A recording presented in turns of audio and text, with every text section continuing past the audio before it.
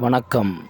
Pandukudi Sri Lakshmi Narayana Vidyalaya CBSE பள்ளியில் மாணவர்களின் தலைவருக்கான போட்டியில் தேர்தல் அறிக்கையின்படி அயூப்கான் தீபக்ராஜ் ஆகிய 2 மாணவர்கள் மனு தாக்கல் செய்து கடந்த ஒரு வார காலமாக வாக்குச் சேகரிப்பின் பிரச்சாரம் முடிவடைந்த நிலையில் 2024ஆம் வருடம் ஜூலை 6ஆம் நாள் பள்ளி வளாகத்தில் வாக்குப்பதிவு நடைபெற்றது.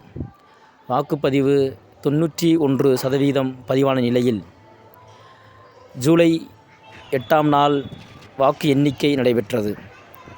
வாக்கு எண்ணிக்கையில் அயூப்கான் என்ற மாணவர் 68% வாக்குகள் பெற்று வெற்றி பெற்றுள்ளார்.